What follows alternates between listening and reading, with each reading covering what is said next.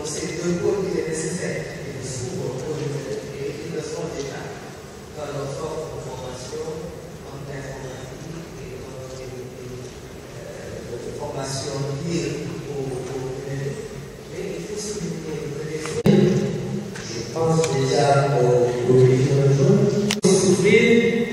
Il faut également faire avec le monde l'entrepreneuriat, l'économie numérique et les défis de l'enseignement sur la communication de l'ETS. C'est un bonjour. Merci. En doyen de la presse, bonjour, Sida. Recteur de l'Université de Thiès. Je suis Daniel Président de la Conférence nationale. Je m'en vais vous présenter le programme qui se décline comme examen des différentes problématiques des échanges entre les parents et le public. Monsieur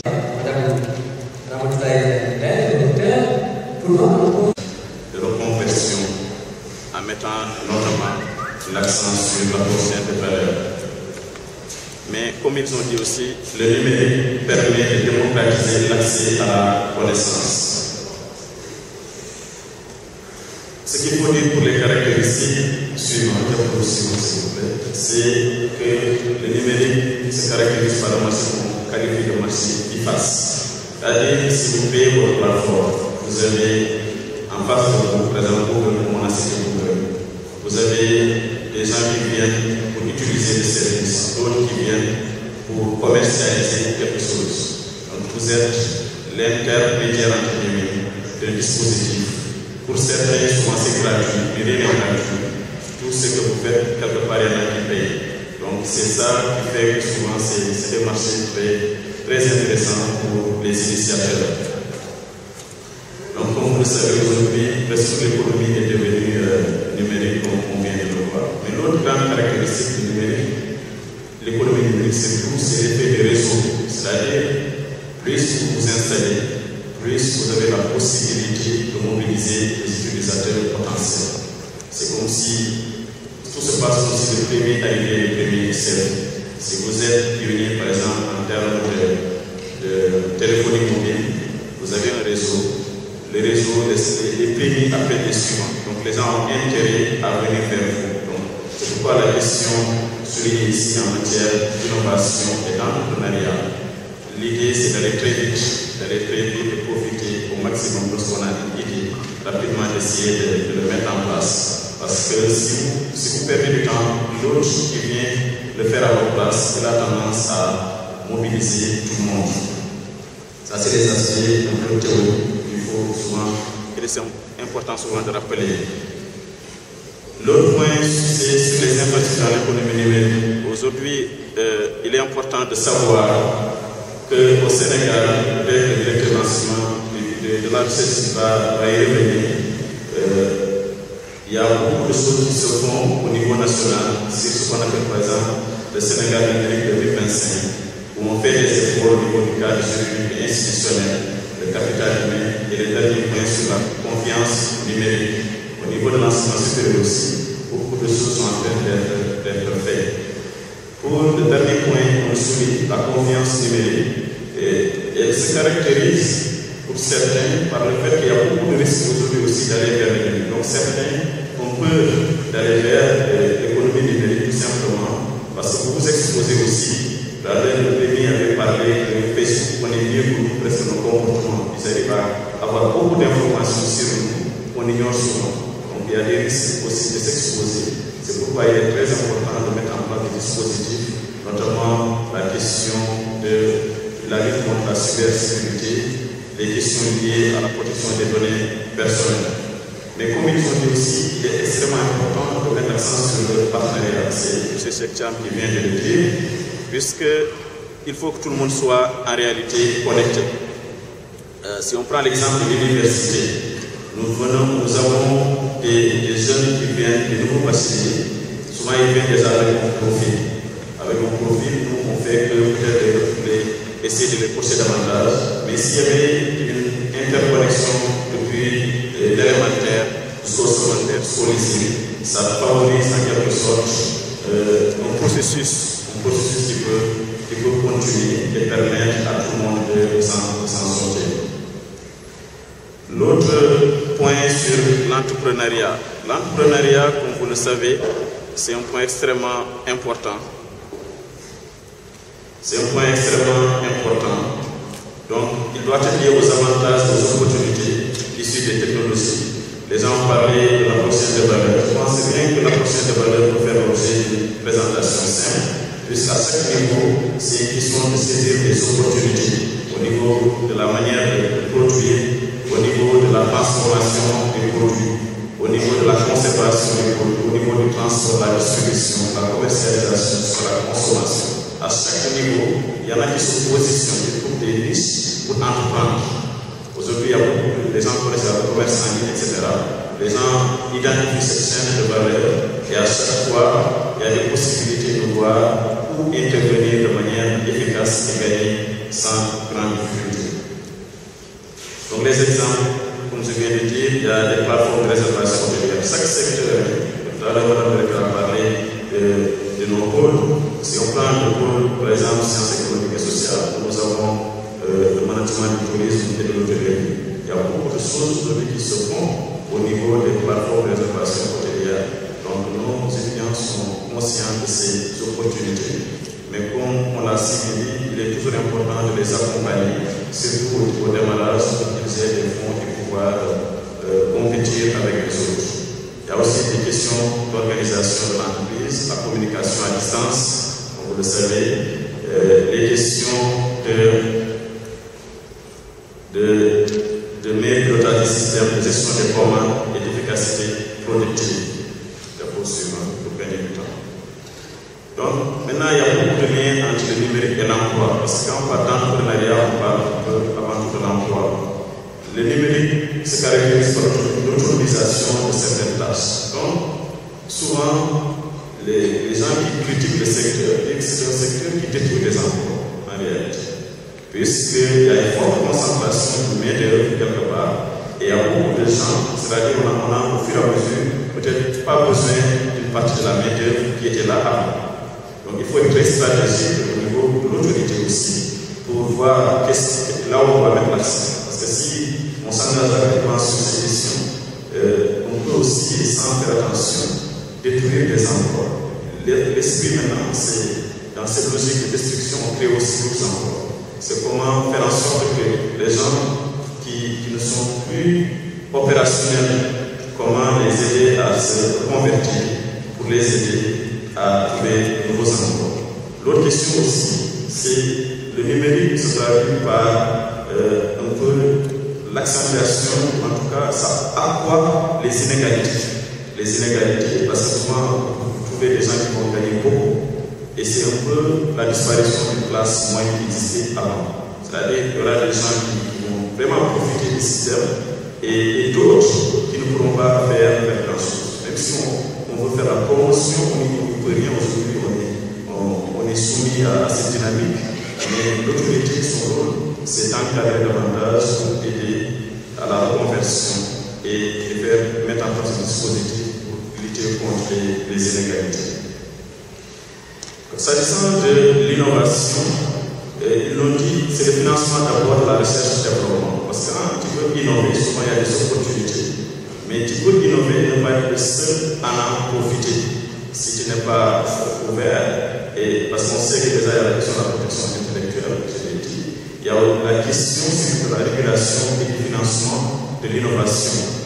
Les résultats, souvent, c'est après plusieurs années. Et une fois que le produit est disponible, souvent ça peut profiter à tout le monde s'il n'y a pas de mesures d'accompagnement. Donc ça peut ne pas inciter à innover. L'innovation aussi dépend du niveau de la concurrence. Souvent les gens innovent lorsqu'ils se sentent menacés par d'autres qui sont là qui peuvent les dépasser. Donc l'innovation, ses caractéristiques sont liées au financement de l'innovation et au niveau de la concurrence. M. Tcham aussi a parlé d'un point très important, c'est le dispositif incitatif. Souvent, pour innover, il faut qu'on t'aide à innover. Donc, tu sais que si tu le fais, il y a des avantages au début de profiter de ce que tu as fait, et que peut-être il y a des prix, etc., où tu ne vas pas payer pendant une petite période, etc. Là, tu vas pleinement profiter de été découverte, tout simplement. L'université, maintenant, l'enseignement supérieur, de manière générale, le numérique a plusieurs avantages. Donc, on connaît au Sénégal, il y a Campus qui est un peu une résultante de cette possibilité de vous orienter en ligne.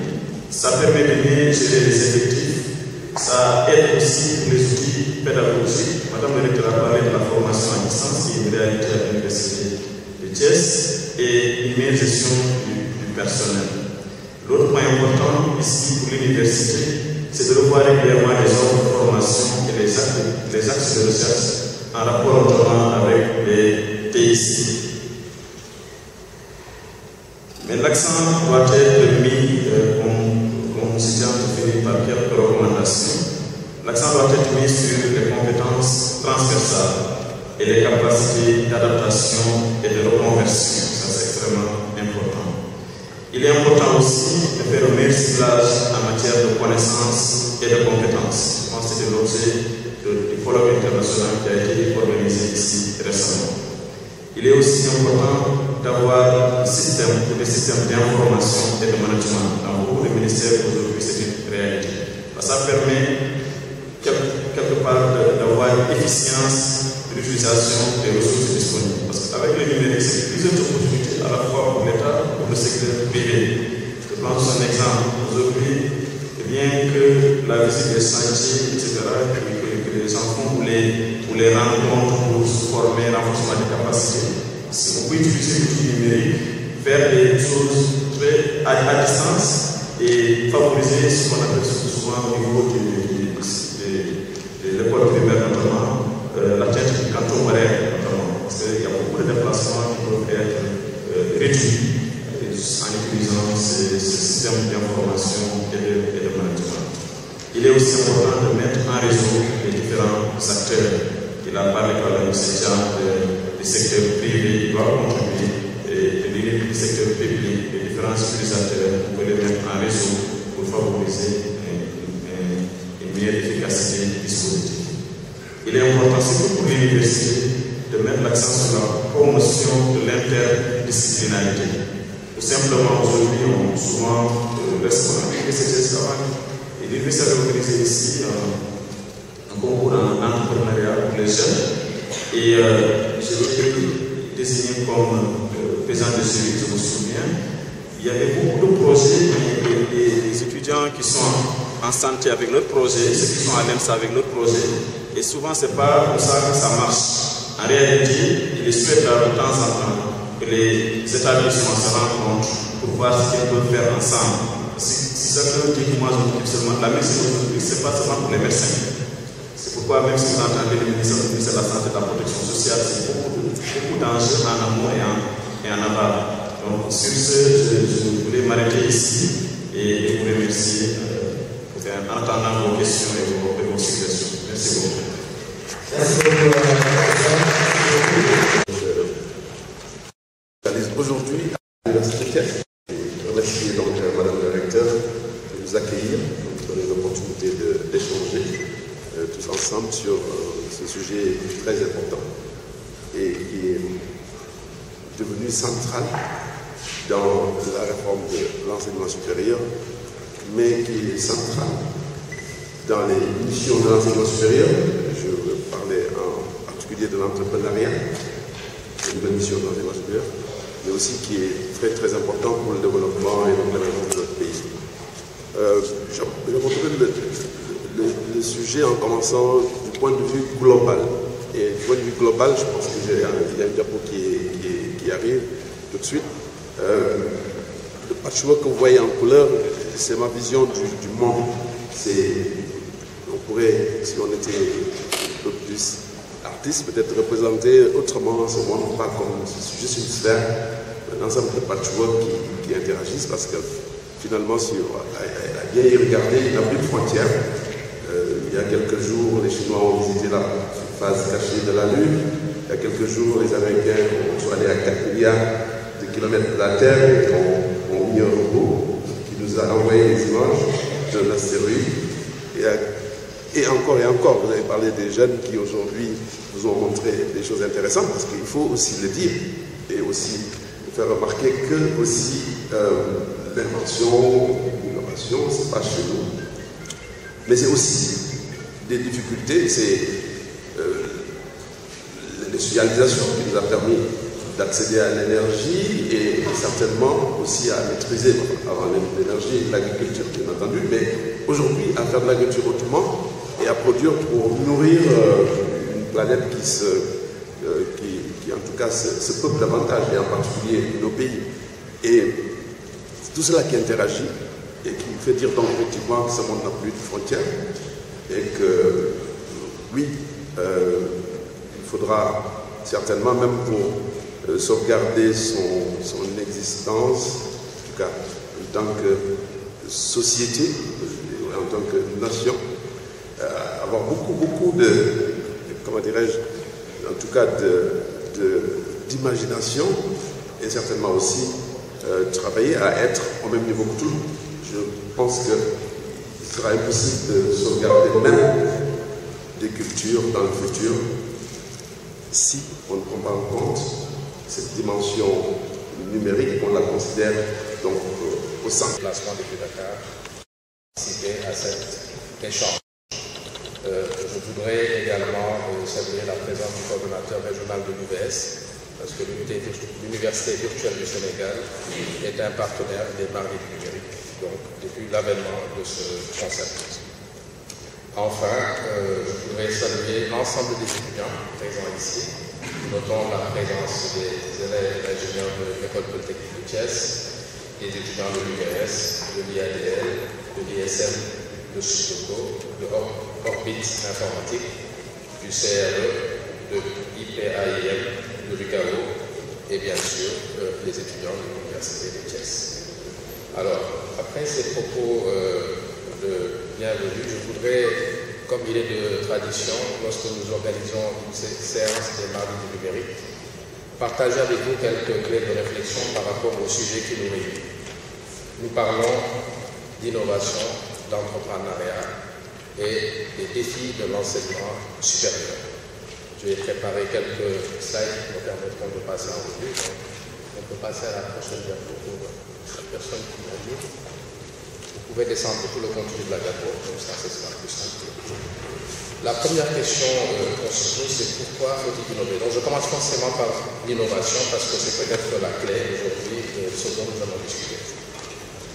Pourquoi il faut innover? Parce que nous sommes dans un monde qui change, et je pense que c'est facile à observer par chacun d'entre vous.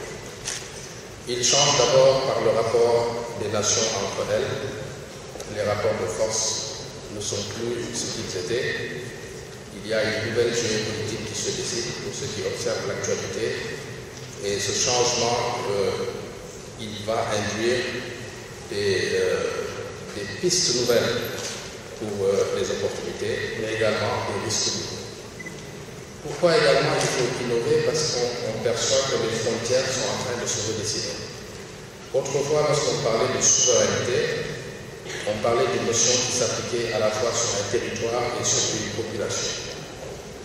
Aujourd'hui, force est de constater que la notion de souveraineté ne s'exerce même que partiellement sur un territoire, mais elle n'a plus la force de s'exercer sur une population. Et l'exemple que je donne à chaque fois, c'est de dire Facebook, sans doute, connaît mieux les Sénégalais que l'État du Sénégal.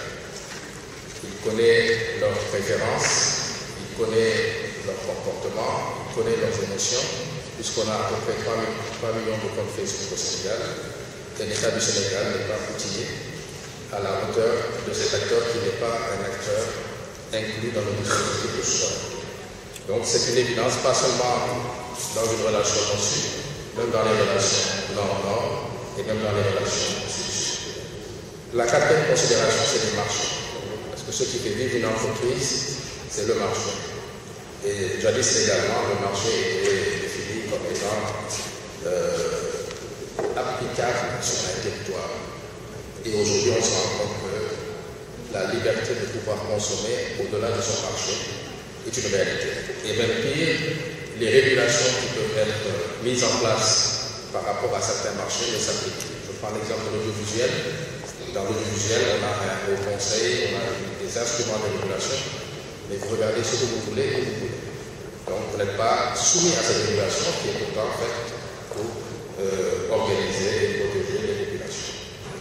Et enfin, le dernier fait important, c'est que le client, c'est un mot assez barbare, qu'on ne devrait pas utiliser dans cette enceinte universitaire, mais appeler ça veut simplement dire que je passe d'une chose à l'autre sans que la personne ait le temps de pouvoir s'adapter. Ça veut dire qu'une entreprise qui ne s'adapte pas, elle peut perdre sa clientèle dans un temps très court. Dans le budget, c'est arrivé, peut-être même chez nous ça arrivera, parce que si vous voyez bien les histoires de Canal+, et tout ça par rapport à l'ouverture sur le net, c'est des choses qui peuvent être sérieusement bouleversées. Donc, innover, c'est pour ne pas tomber dans les travers de ces changements qui sont radicaux et qui sont importants et qui sont universels et qu'on ne peut pas continuer en tant qu'État, parce qu'aucun État n'a la souveraineté pour contenir cela.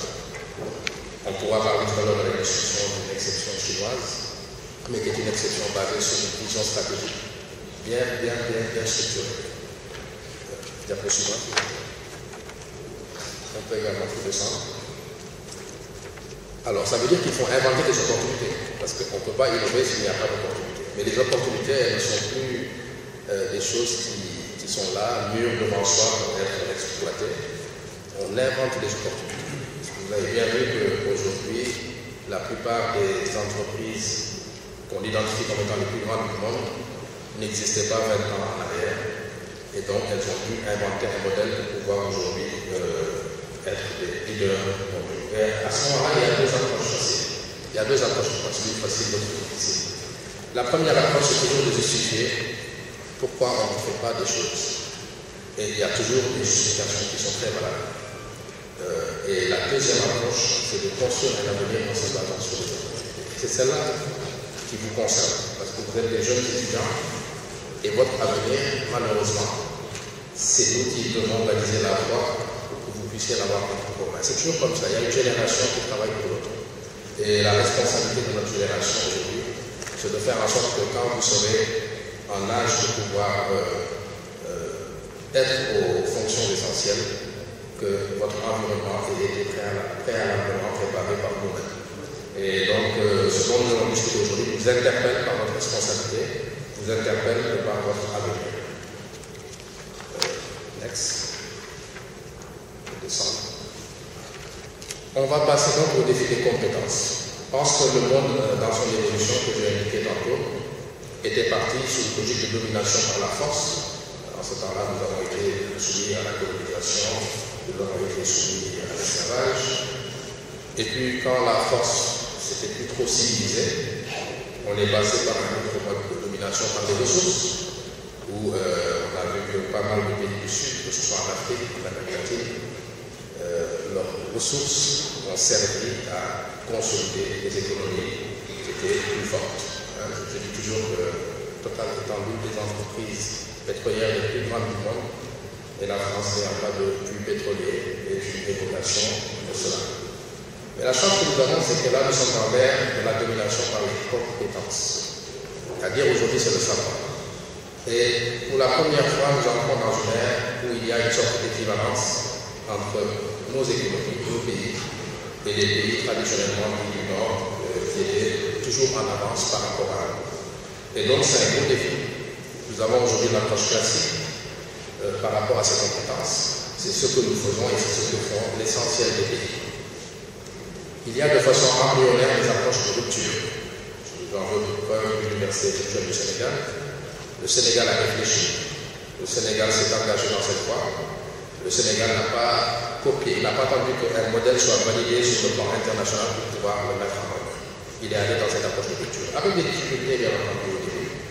Mais ces difficultés vont s'estomper et le gain de compétitivité que nous avons pris en empruntant ce chemin sera sans doute demain valorisé. Et il y a les transitions infinies, c'est le plus grand danger. C'est de dire oui, on va faire, mais on fera demain et lentement. Parce que quand on dit on fera demain et lentement, le problème c'est que demain va changer et que donc le lentement ne sera pas plus simple. Donc c'est des approches qu'on aura peut-être l'occasion de discuter. Mais aujourd'hui, moi en tant que responsable d'entreprise, parce que par ailleurs, en représentant, on m'a annoncé comme le président de l'African Performance Institute. Par ailleurs, j'occupe les fonctions d'administrateur général de l'ENI, donc une entreprise qui opère dans le numérique. Et je peux vous dire qu'aujourd'hui, quand une personne présente un CV, ce qui nous intéresse le plus, c'est son expérience et ce qu'elle peut faire. Si vous avez le niveau BFM et que vous avez travaillé pour pouvoir programmer dans les langages que nous utilisons et que vous avez 5 ans d'expérience dessus, vous pouvez peut-être plus vous intéresser qu'un ingénieur qui vient de sortir. Donc, c'est dans ces termes en fait, de la compétence, il faut que le milieu de l'éducation, université publique ou école privée, sache que la plupart des entreprises attendent des compétences achevées plus que des diplômes qui ont leur valeur. C'est vrai. Moi, je suis issu d'un monde où sans diplôme, on ne valait rien. Vous, vous êtes issu dans un monde où, avec un diplôme, vous ne valez pour l'instant rien. Il faut que vous ayez des compétences. Et le pire, c'est que ces compétences-là ne sont pas des compétences définitives. Elles vont changer. Tous les 5 ans, vous devrez vous recycler. Donc ça, c'est le défi de votre temps. Le diplôme, c'est quelque chose qu'on va considérer comme acquis. La compétence, c'est la distinction qui va être faite en vous. Next. Vous avez dit 10 minutes, mais je pense que c'est un peu plus long. Et je ne suis pas loin de conclure. Alors, quels sont les défis de l'entrepreneuriat? L'entrepreneuriat aussi, c'est une question très compliquée. Parce qu'on veut que des jeunes qui n'ont pas été formés pour entreprendre deviennent des entrepreneurs. Et c'est vrai qu'aujourd'hui, nous gérons avec nous le directeur exécutif du Club sénégalais des investisseurs. Parce que l'entrepreneuriat, ça s'apprend, théorique, mais aussi par la pratique. Et le lien qu'il faut entre les entreprises et les jeunes étudiants qui ont pour vocation de plonger dans l'entrepreneuriat est un lien qui n'est pas aujourd'hui normé et chacun doit user de ses relations personnelles. Je suis un partisan qui dit qu'il faudrait même qu'on fasse une loi qui oblige le droit au stage. Je ne peux pas considérer qu'un étudiant qui a terminé son cursus, par le simple fait qu'il n'a pas les relations qu'il faut, ne puisse pas accéder à un stage qui lui permet de mettre en confrontation ses théories et la réalité fonctionnelle de l'entreprise. Et je pense que chaque entreprise doit avoir l'obligation, en fonction de ses effectifs, d'accorder des stages sur une base transparente à des étudiants qui sortent du système éducatif national. Ensuite, il y a l'accompagnement. Souvent, on pense que le financement est suffisant, mais on se rend compte que le financement est sans doute la variable la moins compliquée pour la réussite dans l'entrepreneuriat. Et c'est pour ça qu'il y a beaucoup d'agences dans notre pays qui œuvrent aujourd'hui pour l'entrepreneuriat numérique ou non numérique. Et on a un sérieux problème de cohérence parce que ce qui se passe la plupart du temps, c'est qu'on a un même jeune qui bénéficie de 4 ou de 5 soutiens, alors qu'il y a 10 jeunes à côté qui n'ont jamais été soutenus. Parce que soit ils se disent c'est pas pour moi, ça c'est un défaut des jeunes. Ils voient à la télé, on dit qu'il y a la délégation à l'entrepreneuriat qui donne des financements. Mais ils restent chez eux. Ils pensent que ces financements-là sont déjà donnés à des gens. La plupart des choses qui sont distribuées dans ce pays, c'est pour vous. Mais seulement, il faut que vous alliez vers ces choses et que vous ne dites pas non, ça c'est pas pour moi, sans doute qu'ils ont déjà pris. Le gros problème, c'est les marchés. Et je pense que le secteur privé demande toujours au gouvernement d'en faire plus, parce que ce qui fait vivre une entreprise, c'est les marchés, et dans le pays, le premier acheteur, c'est l'État. Et si l'État achète des choses que fournissent les entreprises sénégalaises vont prospérer, vont payer des impôts et vont créer des emplois. Si l'État achète des choses qui ne nourrissent pas les entreprises sénégalaises, elles seront en difficulté, elles ne pourront pas payer d'impôts et elles ne pourront pas introduire de l'emploi. Donc le rôle de l'État est structurant. On a des pays comme la Malaisie où c'est des lois, c'est clair. L'argent public va servir au développement des entreprises nationales. Au Sénégal et dans la plupart des pays francophones, cette culture-là n'est pas encore bien rentrée parce que l'État parfois reproche au secteur privé de ne pas avoir les compétences qu'il faut et le secteur privé reproche à l'État de ne pas lui accorder des marchés. Mais ce qui est clair, c'est que la dépense publique, si elle ne sert pas les entrepreneurs nationaux, la crise de l'emploi et de l'entrepreneuriat va perdurer. Parce qu'on ne peut pas prendre la dépense publique et une bonne partie de cette dépense publique sert les entreprises étrangères. Et moi, je prends souvent la peine de dire qu'aucune entreprise sénégalaise ne peut construire un pont en Allemagne ou en Autriche. Ce n'est pas possible. Ce n'est même pas autorisé. Ils ont d'abord la préférence nationale, ensuite la préférence européenne. Aucune entreprise sénégalaise ne peut construire une autoroute en Chine, même si elle est qualifiée pour le faire. Mais l'Afrique, pour l'instant, demeure une terre ouverte. Nous n'avons pas inventé le minéralisme, nous en sommes des meilleurs élèves. Et ça, c'est une question qu'il faut se poser. Pourquoi pas venir à vous? Est-ce que c'est un modèle durable ou pas? Enfin, il faut un écosystème. L'écosystème, c'est ce qui permet de pouvoir mettre en musique toutes les possibilités pour pouvoir maximiser en fait la mise en œuvre. Alors, je passe au next.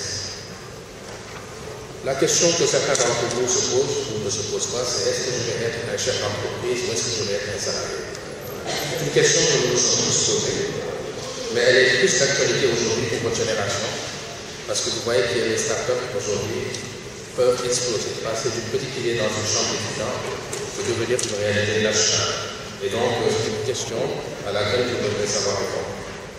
Comment vous allez pouvoir y répondre? C'est de très tôt nourrir la logique d'entrepreneuriat. Moi, je dis le meilleur âge pour entreprendre, c'est quand on n'est pas encore marié et qu'on n'a pas de famille. Et que donc, si on tombe, on se blesse tout seul, on peut se relever. Et une fois qu'on est dans le système de famille, c'est difficile d'entreprendre parce que c'est difficile d'échouer, il y a des conséquences. Et donc, à mon avis, lorsqu'on est jeune, il faut entreprendre. Faites tout ce qu'il faut entreprendre. On sait que 80% des entreprises échouent. Dans le monde, ce n'est pas des statistiques sénégalaises. Mais ce n'est pas grave. Le premier échec est un signe de réussite. Parce que c'est comme ça qu'on compte ceux qui ont réussi. Il n'y a aucune personne qui s'est levée le matin de sa chambre d'étudiant et qui a réussi sa première chose. Ça n'existe pas.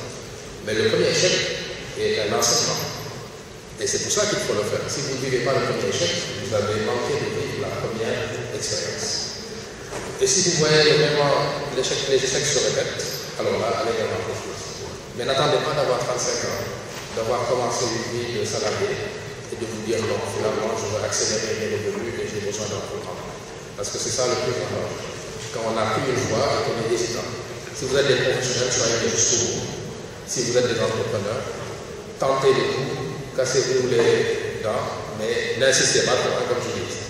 Un échec, c'est super. 2 échecs, c'est normal. 3 échecs, on réfléchit. 5 échecs, on abandonne. Parce qu'il ne faut pas aussi être habitué à l'échec, ça finit mentalement par déstructurer le sens en fait de l'initiative. Et je termine par un dernier diapo. Ça, ce n'est pas moi. La suite. Voilà, c'est avec ça que je termine. En disant que le plus grand danger, c'est de dire je ne peux pas le faire et en même temps je ne peux pas laisser les autres le faire. Ça, c'est une sorte de conservatisme qui va venir à l'initiative. Mais ça, c'est une question qui interpelle les gens de ma génération, qui ne vous interpellent pas. Parce que comme je l'ai dit tantôt, on doit vous ouvrir l'avenir. Et pour vous ouvrir l'avenir, il faut qu'on ait des réflexions qui dépassent nos personnes et qui se positionnent dans votre temps. Et c'est ça le sens de notre responsabilité. Voilà, madame le recteur, messieurs les professeurs, directeurs généraux, chers étudiants, chers invités, les quelques questions que nous voulions lancer à l'entame de ce débat, en espérant que les discussions nous permettront de les approfondir, parce que les marques du numérique, ce n'est pas pour trouver des solutions, c'est pour poser des bonnes questions. Après les solutions, c'est ceux qui sont en charge de les mettre en œuvre qui doivent les trouver. Je vous remercie de votre attention. Monsieur le vice-recteur, professeur Salif Gaye, monsieur le secrétaire général de l'Université de Thiès, monsieur Cheikh Thiam, ancien directeur général du Soleil, directeur exécutif du Club des investisseurs du Sénégal, professeur Ibrahim Thiam, maître de conférence agrégé à l'Université de Thiès, monsieur le coordonnateur régional de l'Université virtuelle du Sénégal, monsieur le directeur des études, des innovations pédagogiques et de la vie universitaire, monsieur le coordonnateur du CREI de Thiès, professeur Talagué, directeur de la coopération, monsieur Correa, docteur Correa, responsable de la DIR, la division de l'insertion et des relations avec les entreprises, madame la directrice de la communication et du marketing de l'Université de Thiès, Madame la responsable administrative de l'incubateur de l'Université de Thiès, Monsieur le chef du département d'informatique de l'UFR 7, Monsieur le directeur du patrimoine, de l'environnement et de la sécurité de l'Université de Thiès, Monsieur le directeur de l'école doctorale de l'Université de Thiès, Dr Aya Maïna de l'UFR 16, Mesdames, Messieurs les membres du personnel d'enseignement et de recherche, Mesdames, Messieurs les représentants du personnel administratif, technique et de service de l'Université de Thiès, Mesdames, Messieurs les élèves ingénieurs de l'École polytechnique de Thiès, Mesdames, Messieurs les étudiants de l'UVS, de IADL, de ISL, de Subdeco, d'Orbite Informatique, du CRE de Thiès, de IPAI, de l'UCAO, les doctorants de l'école doctorale de l'Université de Thiès, chers étudiantes et chers étudiants, Mesdames, Messieurs les journalistes. L'Université de Thiès s'honore, M. Diagne, au plus haut point de vous recevoir ce matin et d'abriter cette conférence des mardis du numérique sur le thème Innovation et entrepreneuriat dans l'économie numérique, les défis de l'enseignement supérieur. Cette importante rencontre scientifique nous conforte dans nos orientations stratégiques et dans notre volonté de faire de l'Université de Thiès une université numérique ouverte au service de la communauté et en phase avec les aspirations des principaux acteurs de la société. En effet, nous avons organisé en 2018 à l'Université de Thiès 3 grandes manifestations allant dans le même sens que celle que nous réunit ce matin. Monsieur le ministre de l'Enseignement supérieur, de la Recherche et de l'Innovation nous avait d'ailleurs honorés de sa présence pour ces manifestations et pour l'UNIDEP. Il s'était fait représenter au plus haut degré puisque c'est le directeur général de la Recherche et de l'Innovation ici présent qui l'avait représenté.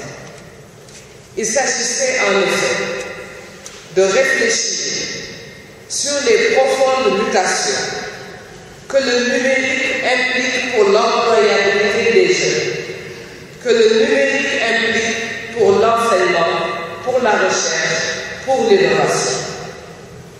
Nous avions organisé un symposium en collaboration avec la Société des Amis de l'Académie nationale des sciences et techniques du Sénégal le 28 avril 2018 sur le thème « Promotion de l'enseignement des sciences et des techniques pour accroître l'employabilité des jeunes et accélérer la capture du dividende démographique au Sénégal ».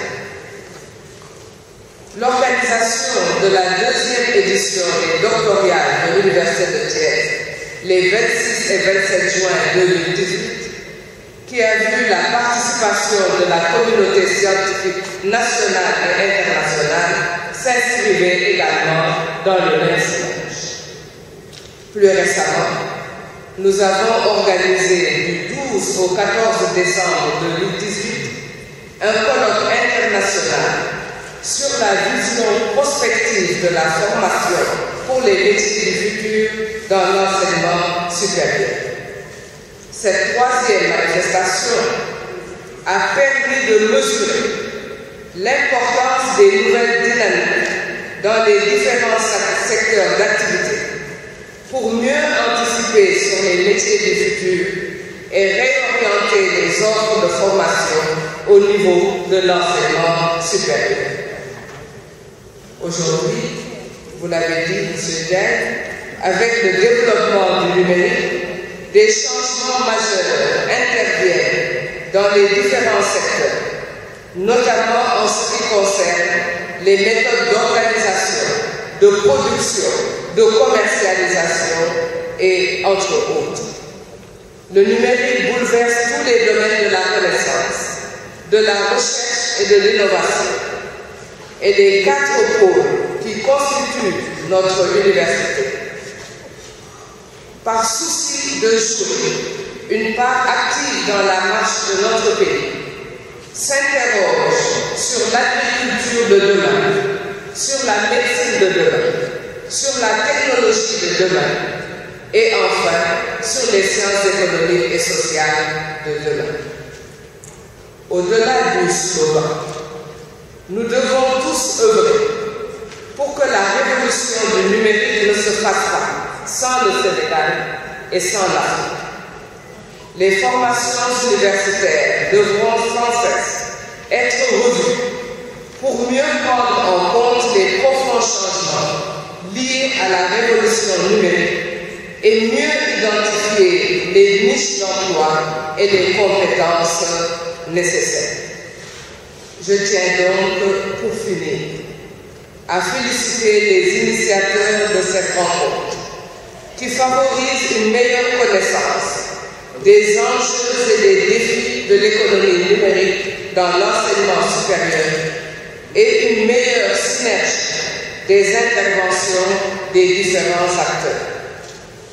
Je remercie aussi et félicite le comité de pilotage dirigé par le directeur de l'école doctorale Développement durable et société de l'Université de Thiès et tous ceux qui de près ou de loin ont contribué à l'organisation de la présente rencontre.